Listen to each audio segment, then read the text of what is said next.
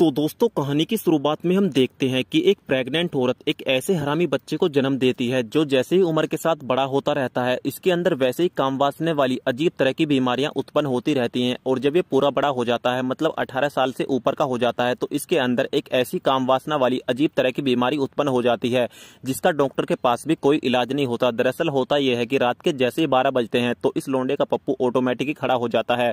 और ये जब तक खड़ा होता है, जब तक ये इसको हिलाकर शांत न कर ले, इसके माँ बाप भी इसकी इस बीमारी से काफी परेशान रहते हैं, क्योंकि दोस्तों इसका कोई इलाज ही नहीं है। अब उसके बाद इसके माँ बाप अपने बेटे को इस बीमारी से मुक्ति दिलाने के लिए तांत्रिक को भी घर बुलाते हैं। अब तांत्रिक बाबा रात को अपना पूजा पाठ शुरू करते हैं और ये इनके सामने ही खड़ा हुआ होता है। अब दोस्तों, जैसे रात को फिर से 12 बजते हैं तो इसका फिर से पप्पू खड़ा हो जाता है और तांत्रिक की विद्या भी फेल हो जाती है। और जैसे ये तांत्रिक बाबा इसके पप्पू को खड़ा हुआ देखता है तो ये भी घबरा जाता है और यहाँ से दुम दबा के भाग लेता है। और उसके बाद ये लौंडा अपने पप्पू को शांत करने के लिए फिर से एक खोपचे में आ जाता है और हिलाना शुरू कर देता है।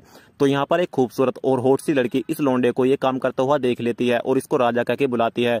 तो ये इसको बोलता है कि तुम मेरा नाम कैसे जानती हो? तो ये लौंडिया बोलती है कि मेरा नाम रानी है, तो इस हिसाब से तुम तो मेरे राजा ही हुए। और दोस्तों, जब ये इसके पप्पू को देखती है तो डायलॉग मारती है और कहती है कि यार तू तो पूरा कुतुब मीनार लेकर घूम रहा है। और उसके बाद इसके इस कुतुब मीनार को देखकर इस लड़की की राल सी टपकने लगती है और इसको होटल में लेकर आती है और इसकी कुतुब मीनार के साथ खूब इंजॉय करती है। अब अगले दिन ये पार्टी में आता है और पार्टी खत्म होने से पहले ये यहाँ से दुम दबा के भाग लेता है, क्योंकि दोस्तों अगर 12 बजे और पार्टी में इसका पप्पू खड़ा हुआ तो इसकी बदनामी हो सकती है। और दोस्तों, उसके बाद ये खोपचे में आकर फिर से हिलाना शुरू कर देता है। तो इस बार इसका सामना एक हिलेरी नाम की किन्नर से हो जाता है, जो इसके पप्पू को ऐसा हिलाती है कि ये कभी खड़ा ही नहीं हो पाता, क्योंकि जब रात को ये सो रहा होता है और जैसे ही 12 बजते हैं तो इस बार दोस्तों चमत्कार ही हो जाता है, इसका पप्पू खड़ा ही नहीं होता।